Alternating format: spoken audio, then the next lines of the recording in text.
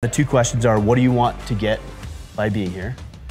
And what are you willing to give up? Which is kind of a spin, because usually it's like, what are you gonna do? We talked about what are you willing to give up in your life in order to have what you want here and in life. As a man, it's our job to take what we have, our resources, to share those with the world. So it's not, I'm not saying you're saying this, but it's not enough just to answer those two questions. You have to answer them, and then you have to teach other people those questions and help them answer it for themselves.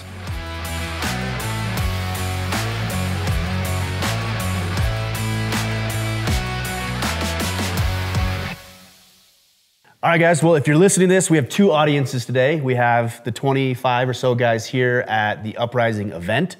So this will be different from the people who are listening to the podcast. So what we're gonna do on this Ask Me Anything is Kip and I are here live with these guys. We've been here for 55 days? hours. Oh. Yeah, it feels like 55 days. But 55 hours or so with these guys running through different scenarios from jiu-jitsu to shooting and ice baths, but we've had a lot of deep and meaningful conversations to address the mental, the emotional, the spiritual side of what it means to be a man as well. So the way we're gonna run this Ask Me Anything is these guys have questions. We don't know what they are, so just like we don't typically know too often ahead of time with our regular Ask Me Anything. So unless you have anything, Kip, we'll just jump right into it today. No, it's been an awesome weekend. Stay tuned when we have future events. They're gonna be amazing. They're always impactful. I've been to so many. And maybe just a thank you to all the guys participating on the podcast today. You know, first night was just kicked off perfectly. Mm-hmm. It was raw, it was real. We got deep on some great stuff, and the tone of the event is often based upon your guys' willingness to connect with one another and be open and have the conversation, and you've done that well. Well, I think it's so important that we as men do get together, because it doesn't really happen all that often. You know, it usually happens by default. You have a coworker or a neighbor or a family member, but there's no real intentionality behind that. But when we get guys like this, 25 of us here, it's intentional. You guys are here for a reason. Everybody else is here for a reason, and we know there's a purpose behind what we're doing. So this is really powerful. More men need to take advantage of not only these events, but just getting together as men in general with a purpose. I think our first question, Joe, you have our first question? Hey, I'm Joe. So in terms of exercising, what's your take on rest day? Do you have a scheduled day during the week, or do you act accordingly based on how run down you may be feeling? I don't take a quote unquote rest day. I would more of an active recovery. So I'm not gonna go as hard as I need to every single day. So I train 5 days a week, and it's typically strength training is what it is. And then on my weekends, it's active recovery. So I might go on a hike, I might go on walks, I might just jump on the trampoline with my kids, but it's very active even on the weekends. So I guess technically you could say it's rest, but it's active rest. So I'm not beating myself up, but I'm still doing things. Yeah, very similar. I'll do yoga on Sunday. That's my rest day. And I hate doing yoga, and I feel bad going to the gym. So I'm like, well, I'll just do yoga downstairs. So, but yeah, I don't feel like I ever reached to a point where I'm like, I need to recover. I don't know, maybe I'm weird. I love being sore. I like being sore. I like it when I can't walk downstairs, when my chest is hurting still. I enjoy it. So I prefer to go to the gym and keep shredding things and feeling sore. I don't know. But I don't know. I think though too, you do need to listen to your body. I had a jiu-jitsu injury where I actually ruptured my pec, complete rupture. And I was training 4 days a week, but there were certain times where I'd go twice a day. So I was training like 6 to 8 times a week. And I was getting beat down, I was getting run down, and I kept going and kept going. And then I don't know if the physical injury was a manifestation of that, but it was certainly here. And I just did something dumb and pop. And then I was out of the game for 3 months. Not just jiu-jitsu, but just about everything else. So totally. Yeah, listen to your body. But also the trick is that we're really good at deceiving ourselves. So you might say, oh, I deserve a break, or I'm feeling a little sore, so maybe I'll take it easy. That's up to you to determine whether or not it's a truth or a lie. Yeah, and usually I think the stories always show up in the moment of decision. And so if the clarity of the night before was, I'm gonna work out in the morning, that's the commitment. I don't go back on that commitment come 5:30 and I go, oh wait, I need a rest day. No. That's absolutely deceiving. So if the plan was to go to the gym, you go to the gym. And that's kind of how I've used it. If it's an intentional, like tomorrow I'm going to rest, that's how you know that you're being at least a little bit more strategic and not just, wimping out. I was What were thinking you of a gonna different say? one. It's a family show. Is it? I mean, know. yeah, but no. And there's one other thing I'd say on that is we hear about don't go through the motions. I actually think sometimes like going through the motions is what you can give. So if you're going to go to the gym and you're thinking about not going, no go and go at 70%, 80%. That's better than Not going. wimping out. Is that what you said? Wimping out, Wimping yeah. out. Yeah. Yeah. Cool. Hey next? guys, I'm Scott. I want to thank you guys too for putting on an awesome event. It's been great. My question is, out of all the things that you guys teach in both Iron Council and Order of Man, what do you feel like has the most impact on men? What one factor has the most impact on men? No, what one thing you guys teach? What we teach. Yeah. I think I'm trying not to be just go with the standard answer, but we've talked a lot about sovereignty this weekend.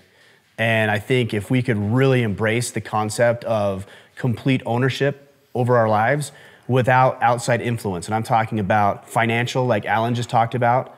Like, I don't want to be enslaved to credit card companies. I don't want to be enslaved to a boss. Like, for example, if a boss came to me, an employer came to me and said, hey, I would like you to do this, and whatever he's asking me to do is going to jeopardize my morals, I want to be in the financial position to say, no, I quit. But how many of us, and I've been in situations where you actually would jeopardize your standards and your morals because you weren't in the financial position to say otherwise. So it's crucial that we learn to free ourselves. And I'm not an expert at this. I just know this is the path. But to free ourselves from financial burden, from the opinions of other people, from physical burdens, we have a lot of medical conditions that could be resolved, that could be worked on. I think sovereignty is the greatest lesson, is the greatest takeaway. Your ability to lead yourself. Yeah.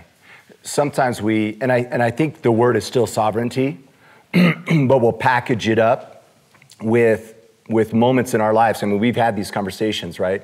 I've had the conversation with you. I've shared around a time in our lives where we didn't get present to the idea that the life that we had was our creation.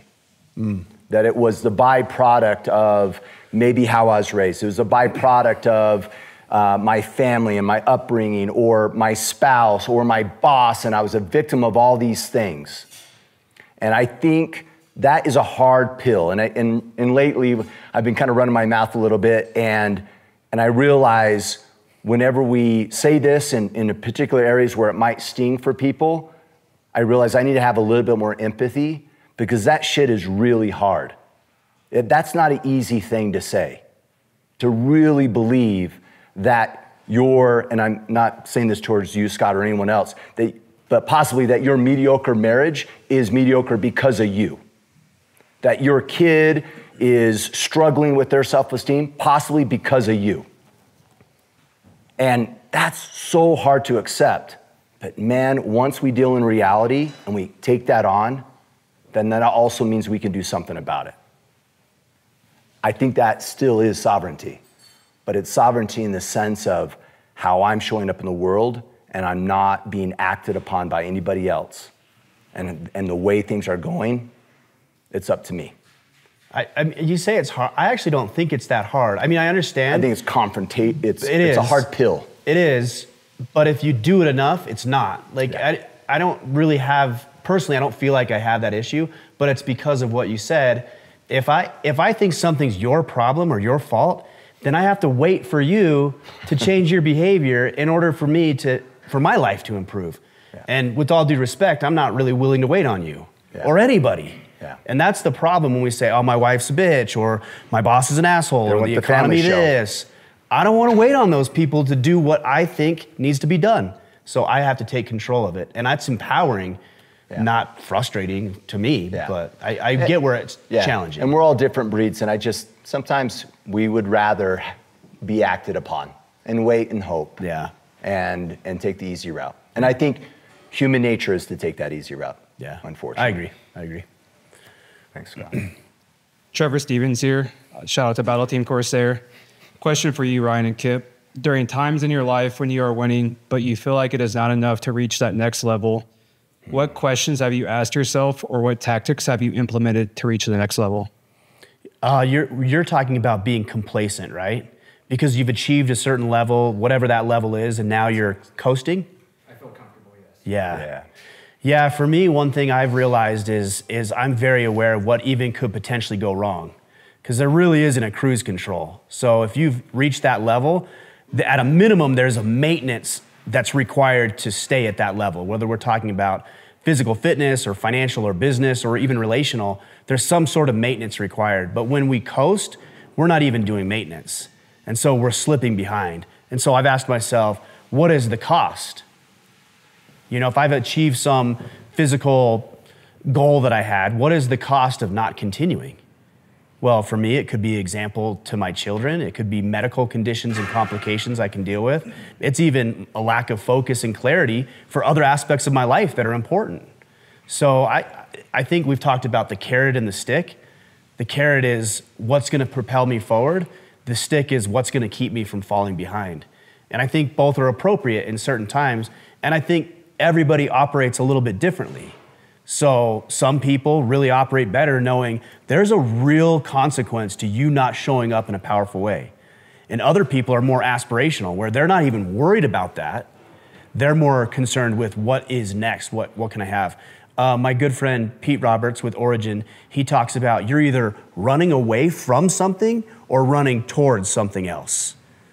Neither are wrong. You just have to identify what it is so you can use that fuel to keep pushing you in the right direction. Yeah, that's solid. At my work, we have this concept of your commitment level. And so I'll literally ask an employee, and we have these levels of commitment. And at the very top, it's being fully committed, fully engaged. Maybe, and said another way, you're loving it. And then below that is, I'm getting there. And then below that is compliant. And then below that is kind of almost like quietly quitting, and then real negative stuff. I might be just wired differently, but I love that feeling of being fully engaged and excited. And the minute I feel compliant, I don't know why, it just rubs me wrong. So the minute I'm kind of in a space where I'm not being challenged, I'm not excited about it, I immediately am like, give me something else. I got to switch jobs. I got to get more challenge. I met with my team last week. We're doing quarterly plans, and we're talking about, hey, where are we at in 5 years? And the question came up, are you going to be here in 5 years? And I said, if there's something for me to still do and learn, yes. If not, and we've gotten this buttoned up and things are solid, no, I'm probably not going to be here. And that's just kind of how I operate. And so I just always look to that. Man, am I loving it? And now, let me just say this really quick so I don't sound like a complete hypocrite. I do that really well from a work perspective. But then it's like, oh, well, am I compliant in my marriage? Is it okay? Or is it extraordinary? Is it exciting? That's harder for me. And I think that's a good measuring stick to determine, like, are you showing up in an extraordinary way? Is it great? And if it's not great, man, I think we need to fight for it more often. It's interesting that you say extraordinary, because the word that came to mind before you said that, for me, was exceptional. Yeah. Like being exceptional. You know, you can get to work and do the bare minimum, punch in, do what you need to do, punch out. Nobody will bat an eye. In fact, they'll probably be, in this climate, they'll probably be excited that you show up that way. Yeah. But that's not what you're capable of. You're capable of so much more. Think about with jiu-jitsu. Like, do you go to class and just hope something happens and maybe you'll pick something up? The way you roll, I know that's not the case. You're deliberate, you're experimentational, you're willing to excel, go the extra mile, and then I watch the food that you eat, right? And so how does that tie into your jiu-jitsu game? That's exceptionalism. And so we can't do everything exceptionally, but the things that you choose, we ought to strive for that. Hey guys, Jason Dellin. I'm new to the Iron Council, and this is my first event. I really appreciate you both making me feel accepted, and I've revealed some things, and no judgment, and some real raw talk. So I appreciate that. The theme that was brought up for the weekend is rebirth. So why that theme? Is it something personal right now for either of you, and or is it a theme that you've seen across maybe men in general that we need to look at and approach? Yeah, I think I think more men need to address it. As I've gone through a lot of my own personal struggles over the past couple of years, I've noticed as I'm more vocal about it that men have a really hard time closing chapters of their lives. And they just drag it on forever. Like, why? Why do you have to be miserable? What makes you believe that you have to latch on to this stuff, whether it's medical stuff or a layoff or a lawsuit or a breakdown in a relationship? Why are we obligated to hold on to it for a period of time? And who gets to determine what that is? We do. There's a quote that comes to mind, and I can't remember who said it, but every night when I go to bed, I die, and when I wake up, I am reborn. And then there's another quote that I really like that, and I don't know who said it, is, no man steps in the same river twice, for it is not the same river, and he is not the same man. So you're allowed to move on with your life. But in order to do that, and we talked about this a couple of days ago, something needs to die. Some thought pattern, some belief, some insecurity, some behavior, maybe a relationship. There's things that need to die in order for you to be that new person. I can't tell you what that is for you guys. I know there's limiting beliefs that I have, and I've been pretty vocal about those in the past, and even here, pretty intimate in the discussions that we've had, and I won't really get into that right now on this podcast. But yeah, I think it's crucial that we chalk up failures to lessons learned, and we give ourselves permission. I think it was John talking about permission. You have permission. You don't need it, but if you feel like you do, you have permission to kill off the old version of you and recreate something entirely different. Yeah, so good. And I don't think the average individual believes that they can invent themselves. I really don't think most of us truly believe that. Because if you think about a lot of the heartache or the heart at war that we have in our lives, did it happen today? No, it didn't happen today. When did it happen? Yesterday? 5 years? 10 years ago? And yet you brought it today with you. Right? That's part of that rebirth or transformation or whatever that is. Man, it's crazy how so much of our identity is wrapped up in our past and we use it versus this idea that, you know what? Yeah, in my past, but that's not who I am anymore. And how I show up now is this. And we had a lot of conversations, I felt like the last couple days around this concept of being, right? Just not even living too far into the present either. Showing up powerfully now with what we have, regardless of the past, regardless of our fears of the future. I think what's interesting is, and this is just the human experience, is you can just decide to do something just because you want to. Like, you don't have to have any reason. There doesn't have to be any direct threat. You can wake up tomorrow morning and decide, yeah, that thing I did yesterday, I don't do that anymore. Yeah, that's not who I am. Like, a human can do that. That's pretty incredible to me. We just have to ask ourselves if we're capitalizing on that ability. Too often we're not. I don't even think we're cognizant of the scripts and the things that we believe. But the more you can get aware of that, then you can just decide. I'm not saying it's easy once you make the decision. There's systems you have to put into place. There's people that you need to have around you. There's information you need to expose yourself to. But you can make that decision, and then you have to support it with the systems, the tools, the resources to make it happen. Chris Bonta, quick shout out to my battle team Constitution. Just want to thank you guys for this weekend. It's been amazing, and the conversations that have been had. I want to kind of touch on something, Kip, that you just mentioned a second ago. So we throw a lot of buzzwords out in the IC, brotherhood, accountability, but one that's hit me this week, and then you touched on it a second ago about your work and then your marriage life. Can you guys define what it means to be out of integrity with yourself or in integrity? Yeah. You want to lead off? Yeah, I love the language of self-betrayal. And I also like to go, well, the common one is integrity is doing what you should do when no one's looking, right?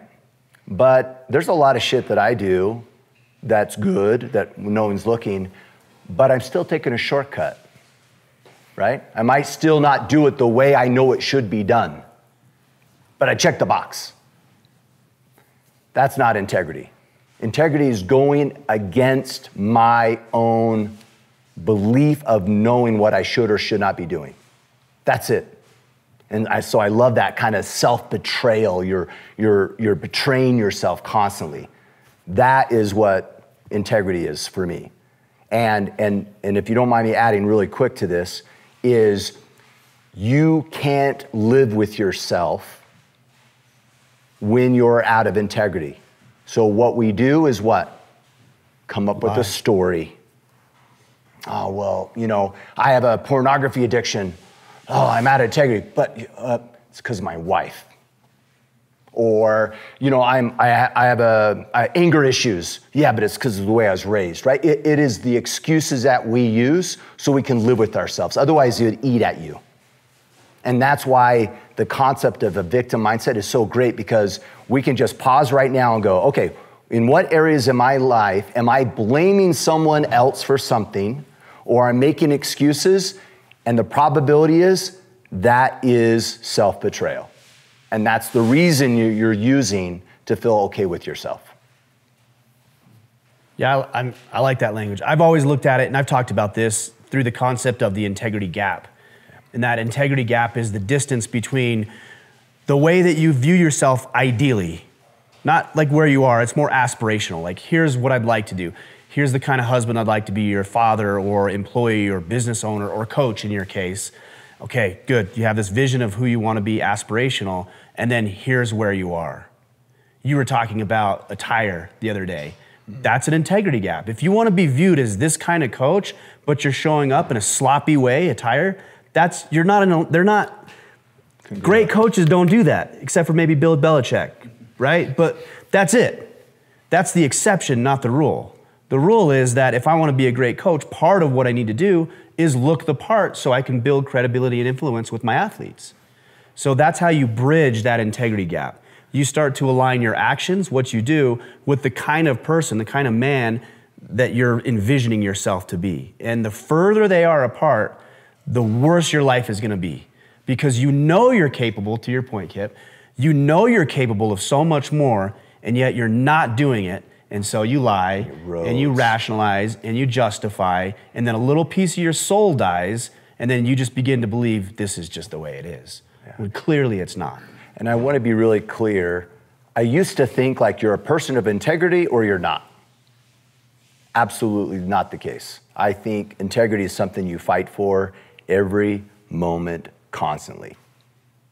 We'll all have opportunities to be out of integrity before the end of the night. And tomorrow will be no different. And it's a constant choice. And sometimes we're out, and then we get back in, and we restore our integrity, right? By correcting things and cleaning it up or whatever, but it's a battle, and I think it's an ongoing battle. Maybe it gets a little bit easier if you're on the path, and it's a little bit harder if you've been off the path a lot, but I don't think it's anything that you just, you master. I think it's something you fight for. Yeah, I mean, it's easy to let things again, the justifications, and not even that. Like, sometimes there's real issues. Like, I deal with my own insecurities, and when I deal with those issues, I don't always take my own advice. So am I out of integrity? Yeah, I'm out of integrity. I'm not doing what I know I should be doing. But even that just goes to show how hard it is to maintain integrity, even when you know what the right answer is. You get that baggage, you get those insecurities, you get the stories about what you believe about yourself based on some experience, and that stuff slips in. And you gotta identify it quickly and wrap it up quickly too. Yeah. Oh, behind you. Right behind Chris. Hey guys, Greg Haltz. Thanks again for the amazing weekend. Really, it was awesome. As someone new to the Iron Council, brand new. brand new as of today. Yeah. That's great. Yeah, in fact, that's why he gets a question, right? Because he signed up. Exactly. Yeah. We talked throughout the weekend about battle planning and vision objectives, especially as somebody new to that. I'm just curious overall for someone coming in or maybe people that are checking in for the first time or the first few times. When we talk about vision and objectives, what is your overall vision for Order of Man and the Iron Council moving forward? And Kip, you also mentioned 5 years. And I'm also curious because we mentioned that sometimes that can evolve over time as our lives change. And how have you seen that change your original vision from when you initiated this entire thing and got it off the ground to where you are now and where you want to go? Yeah, I mean, my vision for what we're doing here is to impact as many men as we can positively. And I've talked about it often, to give guys the tools, resources, and information they need to thrive. As husbands, fathers, business owners, community leaders, you guys have heard me say it 1,000 times, right? That vision, I don't ever foresee changing. The way we do it might. You know, for example, this event was part of the evolution of that. When I did this event 6.5 years ago for the first time, that was something that I felt would help bring guys together in this more intimate, connected environment that would help facilitate the vision. And it might be something completely different in 5 years. That's what I like about the vision is Knowing that him, it will be. Not even 5 years, right? He'll change it next month. Because that helps. That also helps keep me engaged. Yeah. Because if it was the same thing over and over again, I would have tapped a long time ago because I don't want to be bored. But I'm constantly looking for new ways to fulfill that vision. That's where my objectives come in. So part of that is this. We're going to be doing a big fall conference. It's going to be an event with the Order of Man spin, but more of your traditional conference style. Because I see that, okay, what if we take this, but do it for 100 times the amount of guys that are here today? So it's always evolving. The objectives are always evolving. And they're evolving based on what I think and what I'm excited about, and also what the climate allows. What new technology comes about, what new resources are available, what new tools that are at our disposal, what new information I have. What access to people do I have? Like we've got our camera crew. These guys are amazing. When I was doing this, I used to do everything myself. That doesn't work if we're gonna try to fulfill the mission. So constantly using that as a litmus test to figure out how we can reach that many people.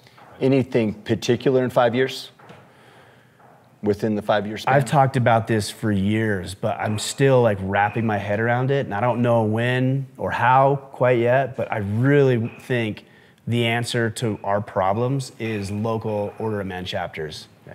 I'm not talking about our problems as Order of Man members, I'm talking about the world's problems.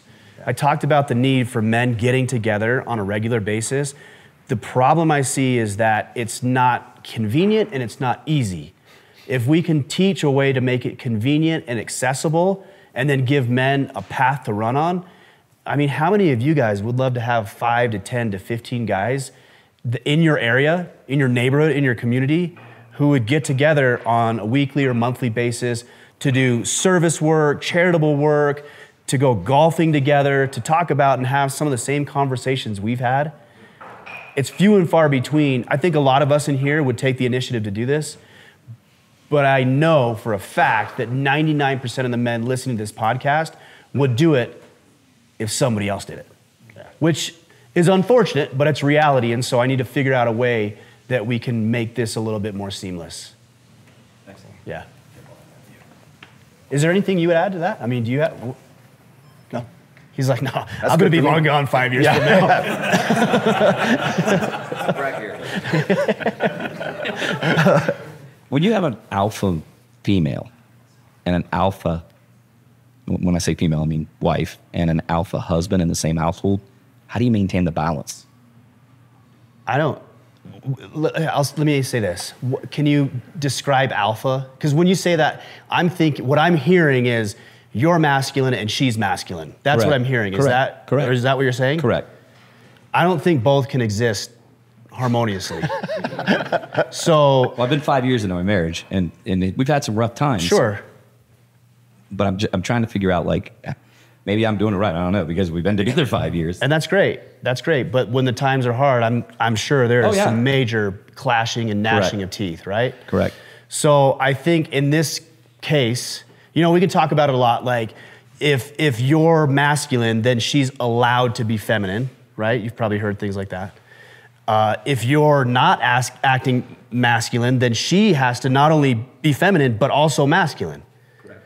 But what happens if she likes that role? Jay, where's Jay?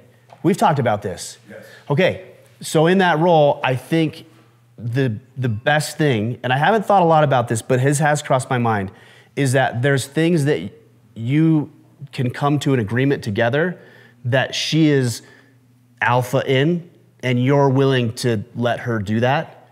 And there's other aspects of the relationship that she's willing to acknowledge that you are the one calling the shots, if you will. There's probably a better way to say that, where it's a give and take.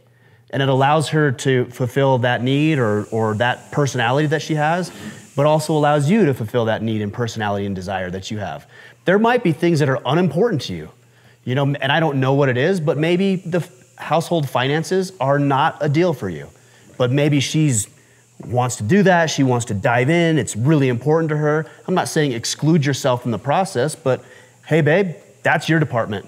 You're in charge. How can I support you? Yeah. And then there might be other areas where you're gonna ask her to support you in. Yeah, I like it. The only thing I was gonna, for those listening, we have to be careful, and you alluded to it, so I just wanna call it out, that if we're not showing up powerfully from a masculine perspective, then we will put our spouses in a position where they need to. And we need to be careful that we're not going, oh, well, she's just alpha female, masculine, and it is what it is. That may not be the case. It may be out of necessity because we're playing small in the relationship. And I'm not saying that about you, but I'm saying, like, I don't want anyone to hear what we just said and like, oh yeah, hey, it is what, I guess this is what I'm gonna do. It's like, well, don't deceive yourself either. But there might be situations, I don't think this applies to you, but for listeners, there might be situations where your wife is in a male-dominated industry, for example. And so when she goes out, she's literally putting the pants on and has to be that way in order to be competitive and do what she wants to do. In that case, I think I would strive to make an environment of relief for her, where she doesn't have to come in and feel like she needs to be combative with me and that she needs to be the man of the house, that I can be the man of the house so she can relax and recover and tap into a different role. And I want to be really clear, this is all rooted in what? Love. Correct. Right? This isn't a control, this isn't a power game, this isn't submissive per se, right? What we're talking about is serving other people where they are. Cool. Thanks, guy. Does that help? Yeah, that helps a lot. Thank you. Good. Ryan O'Hare with Broder. There's been a lot of magic this weekend, so my question is, what do you guys recommend we do as individuals and as a group to take the insights, inspiration, and learnings from these 4 days and run with them for, you know, notable growth and continuation on the inspiration? There's magic, huh? There's magic this week? Yeah, well, I guess. I mean, I don't think it's magic, but I know what you're saying, right? Like, if we know what we can do, then we can create environments that we aren't familiar with. It isn't like that's magic. There's no trick. Like it's that, and that's the point. Is you're doing things you've never done before, physically, mentally, emotionally. So when you say, what can we do? Now it's your job to take the skill set you learned and then apply it to your family and your friends and your community members, et cetera, right? That's your responsibility now. And if you notice, the best discussions happen when somebody's willing to like be honest about things that they're struggling with. That's the hardest thing for a man to do, is that they have to actually expose themselves to some risk, potential ostracization from the group, right? Or people looking down on them unfavorably. But if you want to create the quote unquote magic outside of this environment, you have to do what we did in this environment, which is get guys together and be willing to express yourself in a meaningful and powerful way, which is going to be really hard, especially because you're surrounded by men who aren't here willingly doing this. So it's going to take a lot of experimentation to figure out who is it that wants to do this together.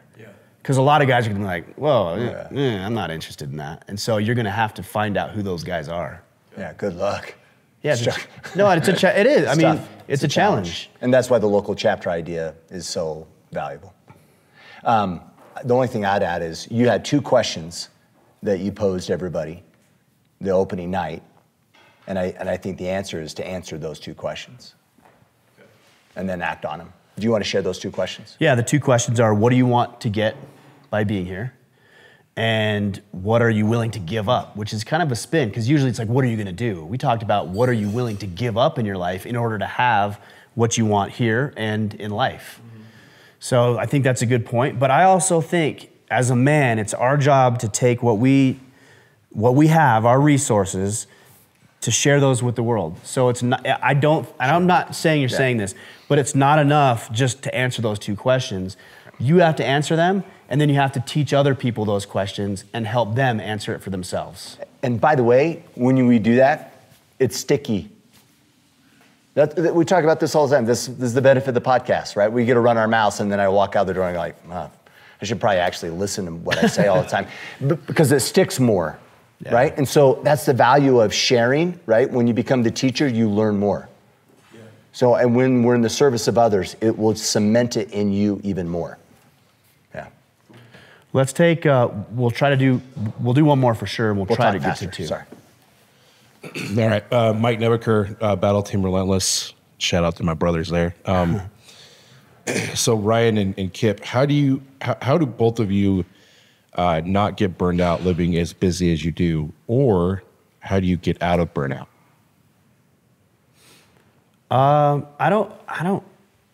I can't tell you when the last time I felt burned out was. That isn't really something I deal with. And maybe it's because I'm just kind of working this through in my head. Maybe it's because I'm excited about what I'm doing, just in life, not just professionally, but personally, I'm excited about it. And I'm creatively and actively working to solve the problems I bump up against. And we talked about it with, I'm going to be doing something different in 5 years. It will still be in this vein, I'm sure. But it's going to be different because that's how I keep my creative juices flowing and keep myself engaged. It's a lot like working out. If you told me to go do the same workout every day, 5 days a week for 2 years, I won't even last 2 weeks. I have to have that variation in my programming because I'll just lose interest. And I know that about myself, so I'm not gonna stop exercising. I'm just gonna do something different so that I can stay in the game. Because longevity is, I think, what breeds success. It builds reps for you, builds familiarity, lets you know the rules so you can know when to follow them and know when to break them. As far as avoiding burnout, I would ask yourself, why are you burning out? Why aren't you satisfied with what you're doing? What might it take to get there? And also, Lex talked about this. I don't know where Lex is. Lex talked about this. Maybe there's some things that you need to get off of your plate that just aren't a priority, that you just shouldn't be doing. And if you can let go of some of those, then it'll free yourself up time to focus on the things that are a priority and come up with creative solutions to your problems. I'm a huge believer that most frustration and burnout is worry and resentment. So when I think about all my biggest stressors, it's not the hours I work during the week. It's not the tasks at the office. It's bigger things. It's the things that are going unaddressed in the grand scheme of things. And so a pulse check, I'm stealing this from a book called The Anatomy of Peace. If I have a heart at war towards anybody, that's going to create burnout for me greater than anything. And I may not be complete with someone, I may have not resolved something, and that is what's really burning me out. When you say resolve something, that's interesting to me because, and I know you know this or believe this, is if your resolution is contingent upon somebody else, that's gonna be a real challenge for you. Totally. So the resolution, I don't think, you tell me what you think on this, but the resolution is not that I make things right with that other person. The resolution is that I said and did what needed to be said and done. And then I just have to let the chips fall where they may. Yeah. For example, you can only apologize for some wrongdoing so many times. And then at some point, it's no longer my responsibility. And you have to chalk that up. Yeah. And that person can accept it or not, but at that point, it's on their shoulders. I apologized. I attempted to make amends. I'm trying to be an honorable person moving forward if that person is in my life to some degree. But at the end of the day, like, I can't just keep apologizing and then never move on with my life. That's not fair to anybody. So, yeah. One more, if we can do a fast one, Brandon. Brandon Mancini, Battle Team Ulysses. I want to thank everyone, you guys for putting the event on, but everybody for showing up, for the conversations, honesty.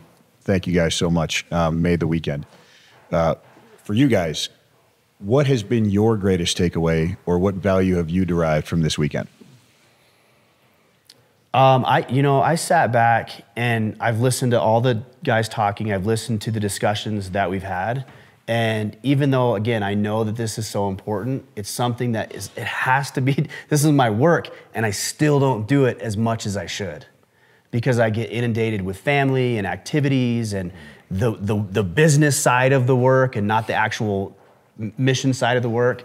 And so for me, it's been actually really nice to hear what you guys are going through and what solutions you have and what questions you have, and realizing, like, I'm not special, but I'm also not an island either. Like, there's other guys who want to do this, but you have to be humble and open to hearing that. Otherwise, you'll just put yourself on this island and think that nobody gets you or understands you, and then you'll just be miserable forever. And I have been miserable at points in my life for a very long time because I isolated. And so my greatest lesson from this weekend is don't isolate, be involved in things like this. Even if it's uncomfortable or hard or challenging, it's worth it. Yeah. I had a renewal or a reminder of the power that people can speak into one another. And it's none of the superficial stuff. Like, I've heard men in here, I've had conversations, I've heard men share, and I'm like, man, that guy is an amazing person. I have no idea what they do for work. I have no idea how big their house is. I have no idea what kind of car they drive. None of the bullshit is on the radar in that assessment of that individual. But yet, we have a tendency to go, well, you know what I'm about? I'm gonna get this house. And it's like, fuck. Sorry, that's a really bad word for YouTube. But seriously. I'm used to it. Yeah, so. sorry. So, but seriously, we're focusing on the wrong things far too often. And that was kind of my walkway. I'm not preaching at you guys, but that's my walkway. It's like, man, it's about relationships. It's about connection.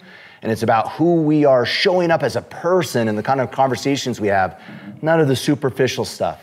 And that sucks me in a lot. I get sucked into that all the time.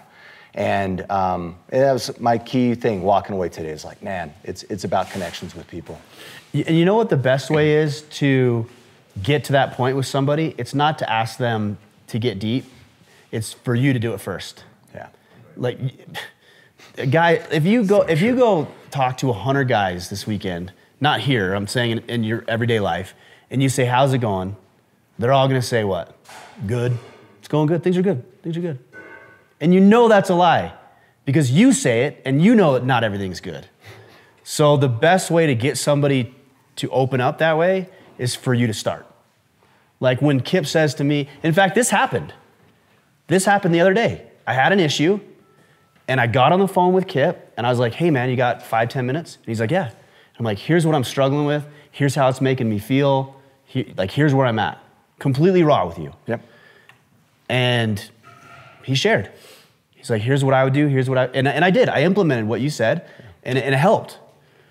But it took me saying that, and that's hard to do, but our relationship is better because, I hope, because of that. And here's the irony. We often avoid that conversation. Why? Because, well, if I give a call over to Kip, he might think less of me. Do you think I honestly think less of Ryan because of that phone call? I actually think more highly of him because of that phone call. It's crazy. I don't understand why we do it. But I doubt any of you were passing judgment around this room today going, oh man, I think less of that guy for being raw and authentic. Yeah. Absolutely not. You're like, dude, that was powerful. And now you think more highly of him. But yet we go, oh, but I'm gonna keep that to myself though. Yeah. Right? Yeah. All right, guys, we've got another activity. I know we've had a crazy week. That's how we do it. Kip, you made the comment that at these types of events, we turn basically 30 days into 3 days. And so I know we've done a lot. We still have a schedule to keep. So really good questions. I know we didn't get to everybody with questions. We'll have time for that at some point throughout today and maybe a little bit tomorrow as well. But appreciate you guys. So thanks. Let's keep having a good weekend. Thanks, guys. Absolutely. You can clap. It's okay. Clap. Applause now. Keep it going. Applause now. All right. Thanks, guys.